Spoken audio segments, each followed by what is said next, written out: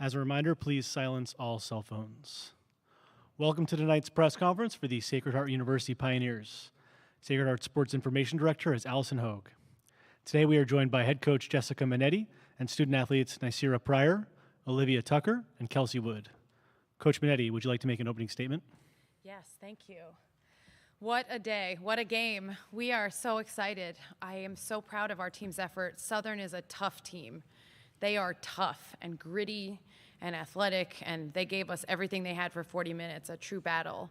And I'm so proud of how our team rallied. I'm so proud of how our team stayed together and took this opportunity for 40 minutes to play Sacred Heart basketball and give us an opportunity to make history. I think that's the biggest part that we are the most proud of is we made history tonight for our program, we made history tonight in our conference, and we really were able to showcase what great basketball our team was able to play. So couldn't be more proud, super excited for the opportunity to continue in the bracket for the first time in school history and keep it going.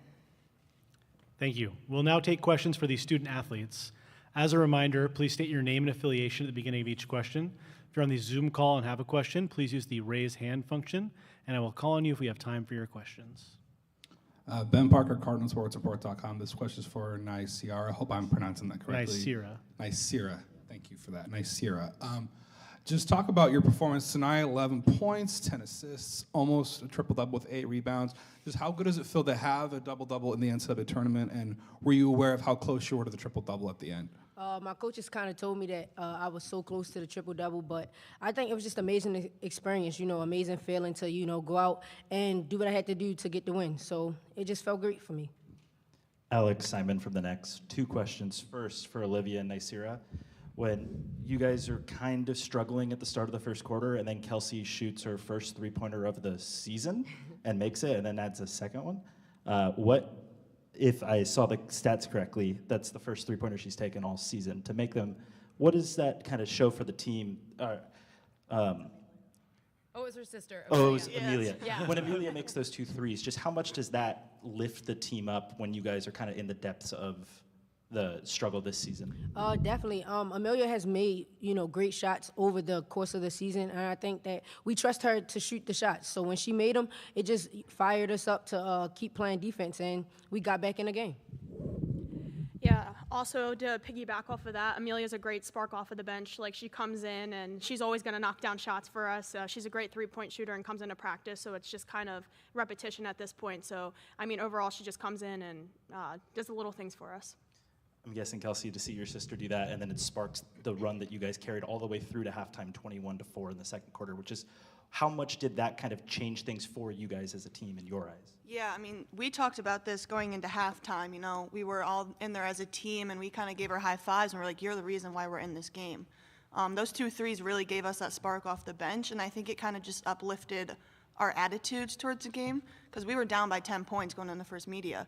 So I think those 2 threes just really gave us the spark that we needed, and it sparked our defense as well. So it was a really, really well done job by her. Hi, Damon Esper for The Advocate in Baton Rouge. Nicira, you've obviously had such a great freshman year, leading the team in scoring, rebounds, points. So I'm sure you've seen a lot of different defenses against you, but their number 4 looked like she was doing a pretty good job disrupting your shot and all that. So, if you can tell me what she was doing, was there anything different about it? Definitely. Number 4 was a great, defender. But for me, it was just, do other things that my team needs. I got a lot of assists tonight. She played great defense. She face guarded me the whole time, denied me the ball. And it was a great game plan, but I think my team, they took it and they dealt with it. So I just think that was a great game plan, but we just came out with the win. And my follow-up was going to be, it looked like you kind of made a conscious decision to, okay, maybe my shot's not there right now, and I'm going to pass the ball. Yeah, for sure. Benjamin Show of NEC Front Row. For Olivia, Nicira gets off to a bit of a rough start, and the 2 of you, for Kelsey too, just talk about persevering through her basically going through, 15, 16, 17 minutes without scoring a bucket, and while you guys are down and persevering through that. Well, Nye, she's just a selfless player. I mean, I think all of you guys can see that on the court. She always picks us up. She's always looking for her teammates, and she did realize that they were face guarding her, so she had to do other things, and that's kind of how her stat line came out. I mean, she had 10 assists, so, I mean, that's just amazing in itself. But she's a great leader on and off the court, so even though they were denying her the ball, I think everybody else stepped up, and they did a really good job in that end. Yeah, I agree. Nye is our leading scorer always. She averages like 20 points per game. So when she kind of has an off game, I think, not that we're surprised by it, but it kind of just like uplifts everyone else on the court, and it kind of makes us realize that we really just have to step up, not only for ourselves, but for Nye and our team. So Nye did a great job getting everyone the ball. She's the reason why we scored our points. So she's just a great player. Nye, if you would start with this, but if everybody wants to answer, feel free. This is not just the first NCAA tournament win in program history. It's the first in a team sport in school history. Has the magnitude of that, I guess, is it even possible for that to sink in? And what is the emotion with doing that? It's a great feeling, you know, and I always tell my team, like, we just made history. Like, we're not done writing our story. So I just think that's a great feeling for us. And I feel good. Y'all feel good? Yeah. So, yeah. And one other thing to add to that, we have like the best fans. I mean, you saw our cheerleaders, our band out there. I mean, we have the best fans. They flew out to California. So, I mean, that just gives us a spark in itself, too. So, kudos to them, too.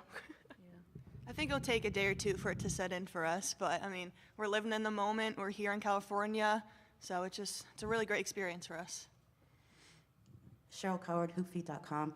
For Kelsey and Olivia, you have these young players that are coming in, one your younger sister, who are doing great jobs on the court and helped you to get to where you are. How is it to have those players help to take the burden off of you and help you get to this point and, you know, to be so selfless and have great chemistry, even though there's sort of like a little age gap between, you know, Nye and you all? Yeah. Honestly, I don't even realize that we have freshmen on this team. I mean, all of them step up, they do their job, they do what they need to do for our team, and obviously it shows in our winning record in conference.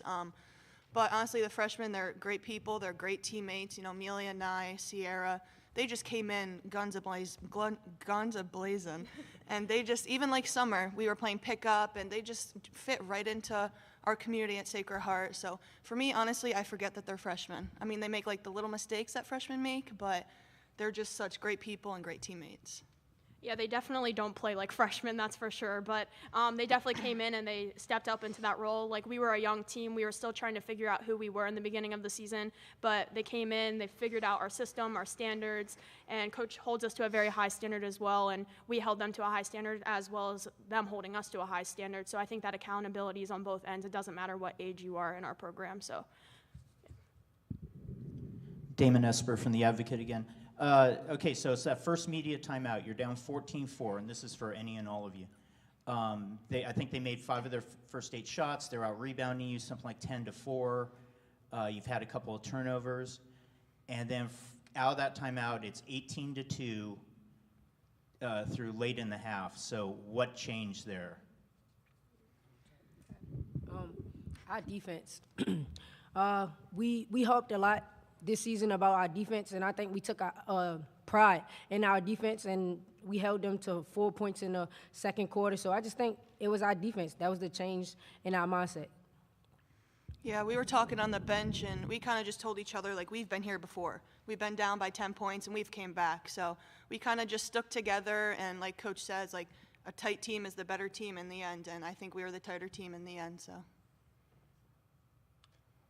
Ben Parker, CardinalSportsReport.com for the players, obviously. Just thoughts on facing Stanford, you know, nationally ranked team, top 4 team in the country, you know, a lot of history with the program, Tarles. Just how are you guys mentally going to approach that game and just kind of stay confident in yourselves amid, you know, obviously odds that are stacked against you probability-wise?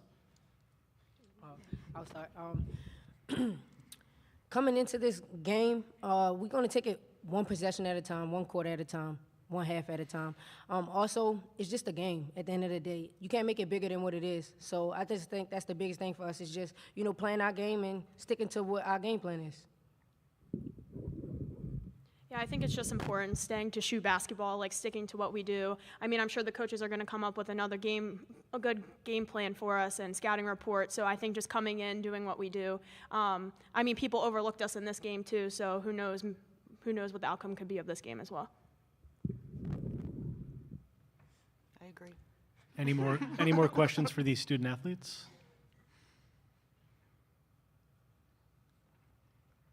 Thank you, Nasira, Olivia, and Kelsey. You can rejoin your teammates in the locker room.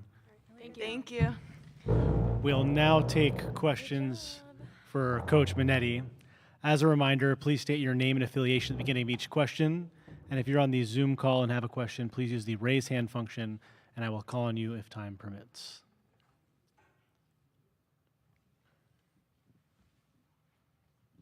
Michael Robertson, African-American athlete. Coach, what did you say to them, like when they get down by 10 and they jumped on you guys right away and then you had that explosive second quarter? Was any words of wisdom to them? You know, I always love hearing their interview answers because they're talking about how, we were such a connected team this whole time. We battled. We were 2-9 after our non-conference, and we really put a great streak together to open up our conference season to then feel that connection, feel that gel. They're like, oh, we never thought of them as freshmen. You should have seen them play in those 2-9 games. So for me, I always love to hear them, but what I said was the same thing we've said every time. We didn't start in non-conference our first quarters well. And so we had to learn really valuable lessons from not starting well. Like I can vividly remember some games we lost in the first quarter to start, and by the same deficit that we started the first quarter in. So I think what I told them was, we've been here before. There were times we're down 17-6, and we battled back. Our second conference game of the season, we were down 17-6 at the first media, I think, and we battled back. So I said, look, settle down. We're a little tight. We're a little disconnected. We got to lock in better defensively. We're getting ripped to the rim. They've gone to the free throw line 3 times. Like, we have to be better defensively for our offense to start connecting, because what we really pride ourselves on is scoring off of turnovers, right? And you look at their turnovers. We forced 20 turnovers and scored 21 points. And for us, that's really where we generate our best offense, because we're most efficient in transition. And so I just told them, settle down. We've been here before. Let's close it to tie or be up 1 possession by the end of the quarter. And those 2 threes you talked about that Amelia Wood hit were huge. They were huge for us, those back-to-back threes. And then I think we kind of took a deep breath and we're like, okay, all right, we're okay. We settled down a little bit. But no, I mean, I'm not a wizard with anything that I talk about. It's just, you take stuff that you learn from, and if you have to lose sometimes, you never want to lose the lesson. Yeah, I don't know what reporter thought it was Kelsey that hit those, but yeah, it's okay. Alex Simon from the Next. On defense especially, even as you guys turn the ball over 14 times, you're pointing out what you guys do in transition, but to limit a very fast and very good transition team to 7 points in transition, how were you guys kind of able to formulate your game plan knowing that if they force turnovers, they like to do the same thing you guys like? Yeah, I know they were averaging 17 turnovers a game and capitalizing on those on their stat sheet. Like on paper, we were very similar. So I asked the team, how would you play us? Like how should we play a team like us? Now, truth be told, Southern is so impressively athletic downhill with the ball. They run a dribble drive system similar to ours in their 4-out motion. So I said, how have teams disrupted us? Well, you have to gap them. You have to play off. You have to anticipate the drive. You have to force lower percentage contested jump shots, because I'm telling you, if they get to that basket, they're going to score and we're going to foul. So I think we really kind of locked in defensively with that effort to say, hey, let's try to clog driving lanes. When we did a really good job off the ball, we were in the gaps to force the ball handler to make decisions. And then we did force a couple turnovers out of our press and out of their downhill attacks to be able to capitalize on those. Obviously, when you have a point guard like Nye in transition, she makes a lot of really good things happen. So I think that piece was a huge game plan that we finally started to execute, and we were able to get those easy buckets and not have to work so hard against really aggressive and active defenders.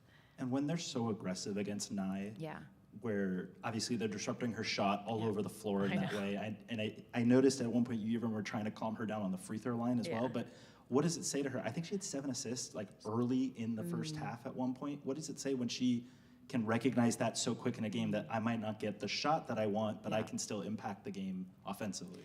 Yeah, I would love to take the credit for that. So I have an assistant coach, Candace Leatherwood, and my coaching staff. They're amazing. But Candace played for me at Sacred Heart. She was my point guard here, a very, very good one. And so whenever Nye comes off, you'll always see her go and talk to Candace. And Candace kind of talks her down from whatever is happening on the floor, because Candace sees exactly what Nye sees and knows how to tell her how she can help her in those moments where she might get a little tight. You know, her shot wasn't falling. But she's so unselfish. Like, she did have 7 assists because she sees the floor so well. So when she draws 3, even though she's little, she's really able to quickly see the open man, and she does a really good job. So, you know, I think when they disrupt Nye, game plans to disrupt Nye force other kids to really have to step up. And so the question always is, who's going to step up in these moments when the game plan is to take 2 and 3 of your players and really disrupt our point guard?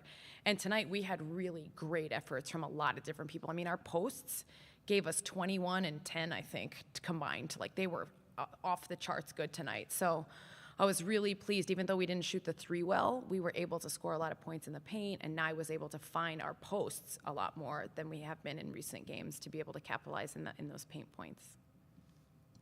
Damon Esper, The Advocate. 2 questions about your defense. Number one, it looked like you were able to take advantage of your physical side. I know Nye's not that tall, but Yeah. you had a height advantage kind of over the rest of the floor, and their guards were kind of small. Mm-hmm. So you're able to take advantage of that. And then the second one will be, you needed to make some shots to start running your 1-2-2. Yeah.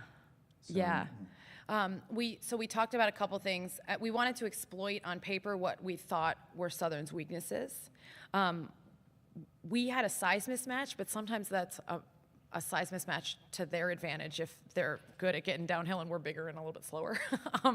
So the gapping was really important. And once we locked into being in gaps, I thought we utilized our size better to force ball handlers into making some quicker decisions than they wanted to.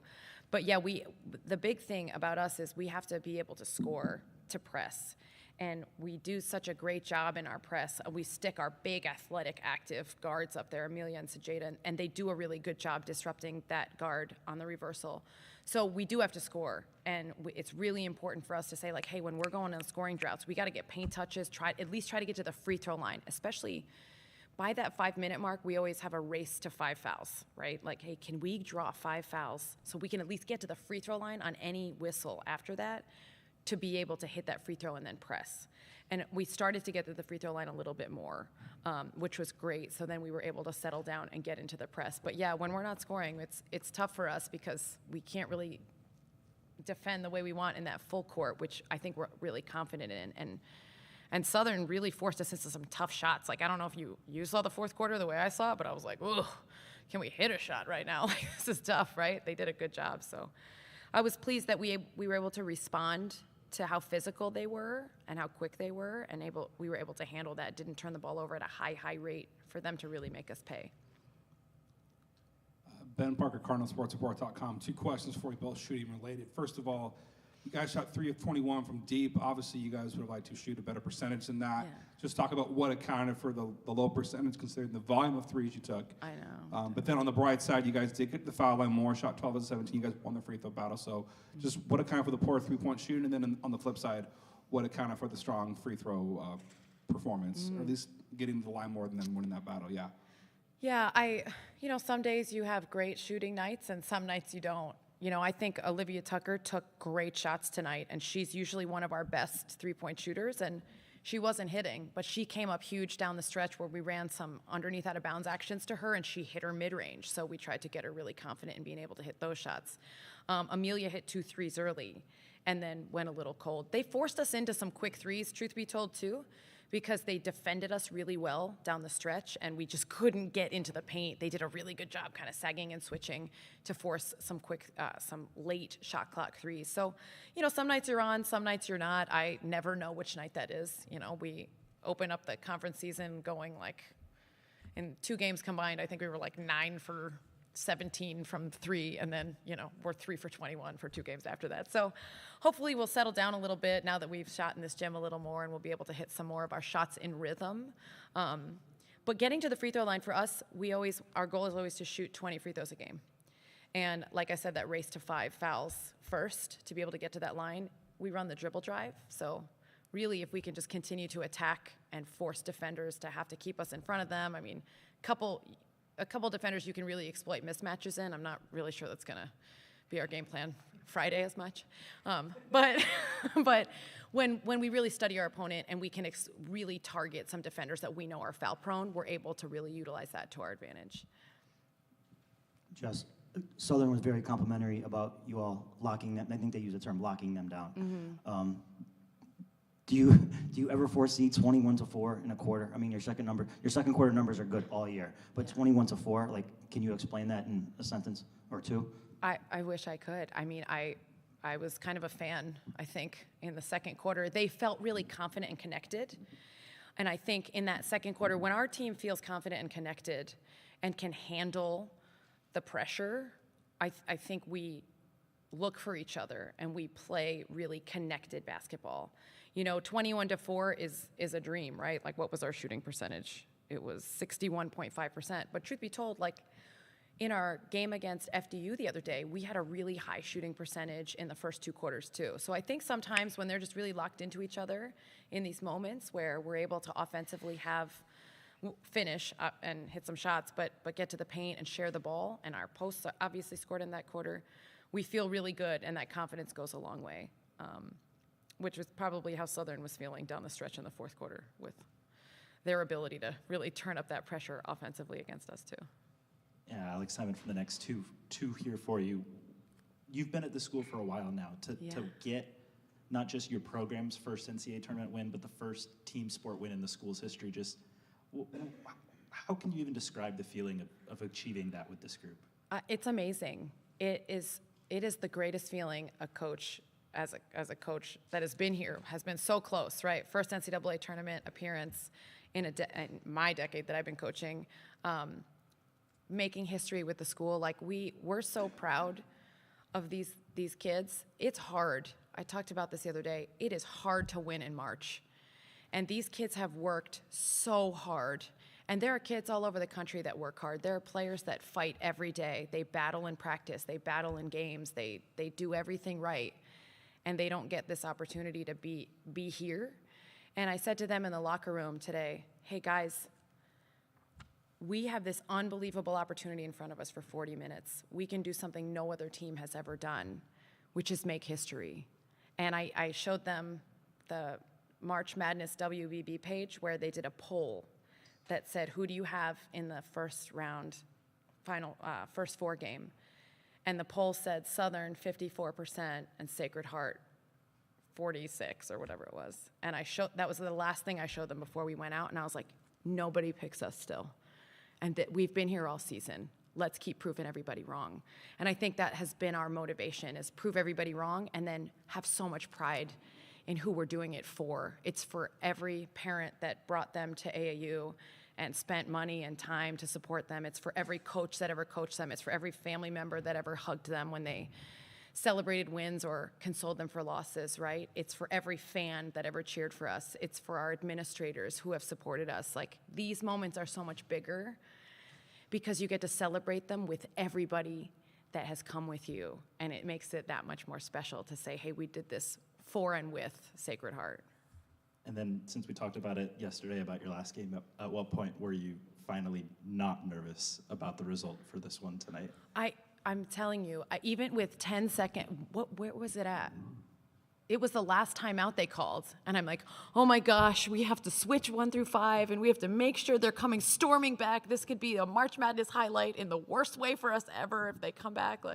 So I was nervous until they inbounded the ball and didn't foul us. And then I was like, oh my gosh, I think we just won. So I think that's when I realized I'm always so nervous. I watched them win against Jackson State with that much time left the same way. So I was like, oh my gosh, please don't let this happen again. But I was thankful that we didn't have to go through that battle with them because they are so tough. We have time for one last question. All right, Coach, Mike Robertson again. So how familiar are you with the HBCUs like Jackson State, as you just said, Southern, when you were a player or when you were in college and as a coach? How familiar are you with the HBCUs and now the somewhat renaissance that someone like Deion Sanders is bringing to HBCUs? Yeah, so when I was a player, I wasn't as familiar. But when I became a coach, I became very familiar because obviously in our non-conference, I was in the CAA and now the NEC. So in our non-conference, we were able to schedule and we would play HBCUs in tournaments. And I'm so impressed with the level of play. I told the head coach, wow, I'm so glad we get to play you. We don't have a lot of exposure to play teams in the SWAC. And I was so impressed. I lost a recruit, Liz Martino, who plays at Jackson State, very good player. And I had followed her this season. Her team was doing so well. Jackson State was doing such a great job. So I really was able to follow a lot of teams, and I continue to be impressed. I think that the level of basketball around the country, if you take the Power Fives out, which obviously is that highest level, there's so many good mid-majors. There's so many good mid-majors. And I think that this platform gives such a great opportunity to expose, hey, there's great mid-major basketball at all different levels in all different conferences. Like, let's celebrate these young people for all these great achievements and all the things that they're doing. Thank you, Coach. Good luck on Friday. Thank you to everyone for attending tonight's game. We look forward to seeing you the rest of the week for the first and second round games. Thank you.